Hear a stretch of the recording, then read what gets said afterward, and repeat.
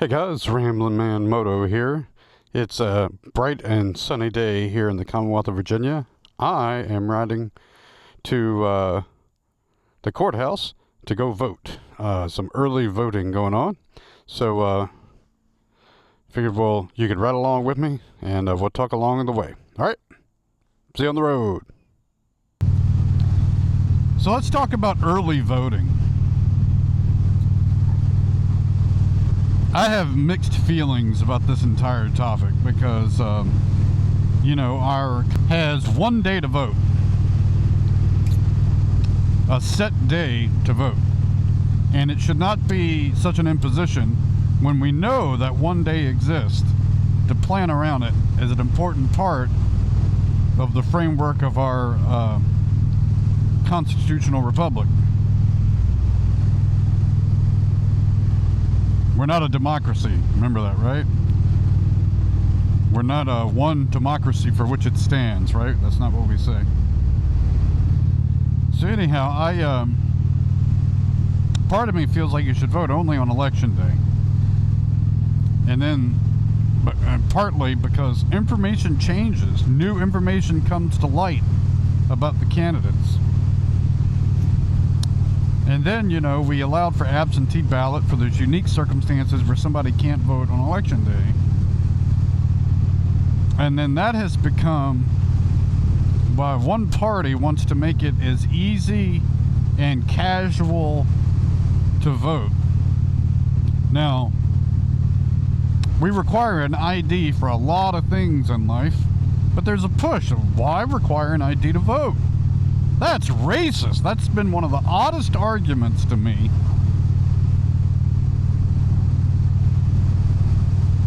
In 2024 of why that would be an issue. But, if you want illegal immigrants to vote or you want dead people to vote, making it as easy as possible, like mail-in votes and things like that, well, that's what becomes easier, is for dead people to vote, for people to vote more than once. You can't tell me it doesn't happen. And I also don't believe it happens equally on both sides. So part of me feels all that way. On the other hand, I'm just like everybody else. I hate going on election day and finding there's a 1.5 hour line I gotta wait in. So I am taking advantage of this early voting because I know I'm not changing my vote. I don't really almost care what comes out about either candidate. I have mentioned I'm not voting for one particular candidate, though J.D. Vance, the more I see him interact with the press and take tough questions and handle them, and what he says, not just how he handles it, what he says, I don't agree with him on everything, but I like a lot, and I am voting against a political party, and I don't want them in power in the Congress, in the House, the Senate, presidency, vice presidency, whatever. The fewer we have in places of power, the better. Now, the Senate race here in Virginia is a joke. I just don't understand. We voted in. See, the stop sign's back there. And they come barreling through that. We have more accidents at that intersection than you can believe. In Virginia, where I live, Terry McAuliffe sunk himself by basically telling parents to shut up and let the teachers run the schools.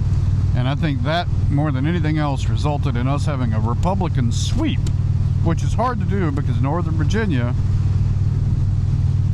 tends to carry everything Democrat. All these people that have moved in from out of state end up there. But we have 3 Republicans for governor. We have separate elections for governor, lieutenant governor, and attorney general. It's all Republicans. Amazing, right? But yet our 2 senators are Democrats. Both former governors. One a former mayor. Hey, they're friendly enough. I've met both briefly. Yeah, they're friendly. But I care about how you vote and what you say. And I remember when Tim Kaine was the mayor of Richmond. And I went and made some remarks in front of the city council while he was mayor. And usually the mayor and the council members, they don't respond to the public. They don't engage the public. And I was younger then. I don't even know if I was over 23 years old. I'd have to look at the dates. But I remember when I finished my brief remarks, Senator Kane said, the Second Amendment is a relic of the past, and if he had his way, he would abolish it as it is antiquated. And I've, told the NRA they should dig that clip up. It's not the only time he has said the Second Amendment is antiquated, and if he had his way, he would get rid of it. Well, is the First Amendment antiquated? Because when they wrote the First Amendment, we didn't have the internet. We didn't have video cameras. We didn't have TV where you could say something in a second, the whole world hears it. We didn't have that. They try to make the argument that we didn't have AR-15s and machine guns. So now the Second Amendment is antiquated. We did have muskets and pistols. And these men were all smart enough that passed it to know that things were going to improve and progress, just like they did with the First Amendment. We've gone from leaflets and printing presses to TVs and the internet. And yeah, there's been some regulations, but still, the First Amendment governs them all, and I don't see them bleeding about that. Except, I take that back. Hillary Clinton just recently said that we cannot allow unfiltered information on social media because then we lose control. Now, who is the we she's talking about? It's the government. If they had their way, we would have, we pretty much do have, we may as well say we almost have state-run media like they have in communist China. Pretty much every member of the media, pretty much every member, not all, is a Democrat. And so when you watch any debate, you just, to me, there should be a graphic for both moderators. Republicans should insist on this, that the moderators have to disclose who they voted for in the last presidential election. And if it's relevant, the political party, no, they can get away with just saying they're independents, but let's make them disclose and have that graphic up the entire time during the debate, so that when you see moderators asking softball questions on one side and tough questions on the other, you're just reminded you're looking at an activist. You're not looking at a member of the media. And I know there's some people, I always get irritated when I see people in groups. We shouldn't talk about politics or religion. Well, the country is too important to not talk about politics. And if you don't like it on here, the occasional mention of it, go somewhere else. It's my hobby, just like a lot of other things, is to study this stuff. And the people that, I don't like politics. It's like, what is politics? We're not in high school government class anymore with Civics 101. Running the country is messy. Elections are messy. Nasty stuff. It's a lot of importance. And, I saw recently that Tim Walz, the VP candidate, said out in California, we need to get rid of the Electoral College. Now, if you haven't read the Federalist Papers or studied why we have the Electoral College, you should do so. And if we did not have the Electoral College, presidential candidates would basically, instead of going to most states, I don't know if many of them go to all, like Hawaii and Alaska, but they campaign in a lot of states.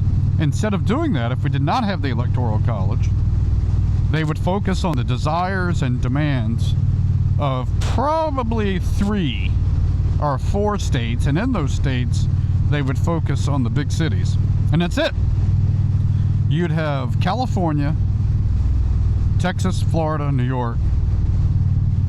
What, Illinois maybe? I don't know, I'd have to look, but it certainly wouldn't be other states where the population is less. The Electoral College was a brilliant invention by our founders, just like the House and the Senate, to balance the interest of the country as a whole so that small areas are not overrun by just large cities and larger states.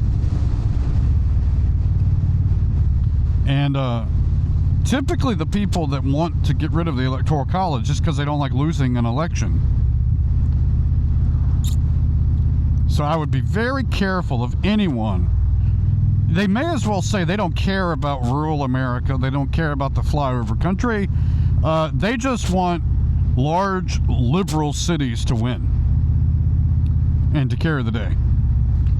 It's like when you go back and you look at the red and the blue, and for the life of me, I don't understand why Republicans ended up being red.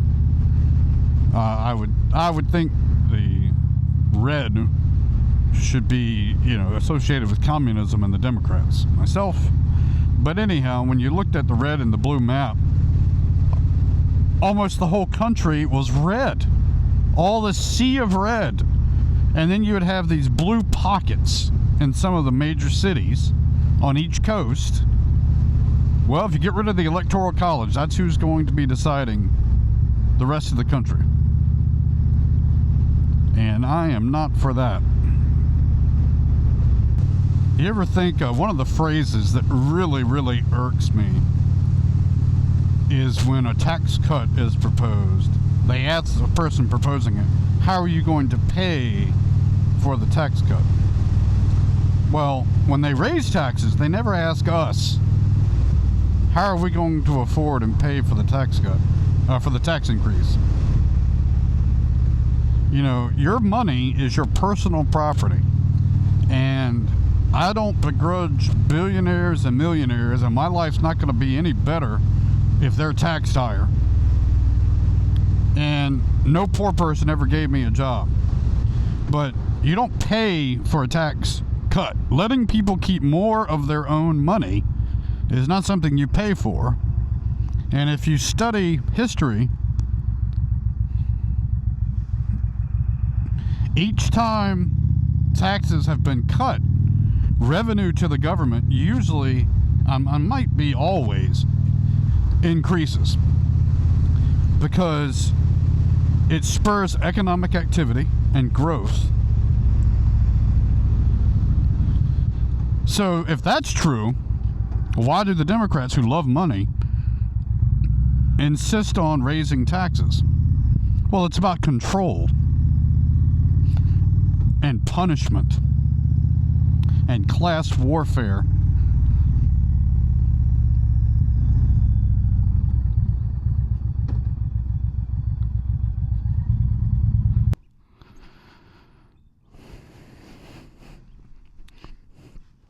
All right, guys, I just wrapped up my voting. No wait. There were other people voting, but they had plenty of workers here and plenty of voting locations. I probably wasn't in there more than 4 minutes or less. You see you got the Democrat booth here, Republican booth over there.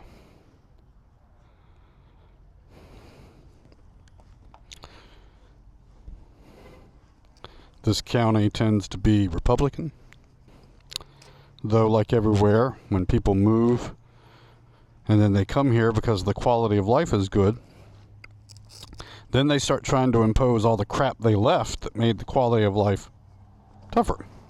Hey guys, thanks for watching the video. I got my official stupid sticker that I voted absentee. I never really read that before. They have a whole batch of stickers. I don't know how much money we paid for these. I voted absentee, but I went and voted. You should too. Go out and vote. So after this ride, after I voted, I rode another 4.5 to 5 hours at least after this ride. I'm going to share some of it. I think you'll enjoy part of the ride that I went on after this. Anyhow, thanks for watching the video. I'll see you on the road.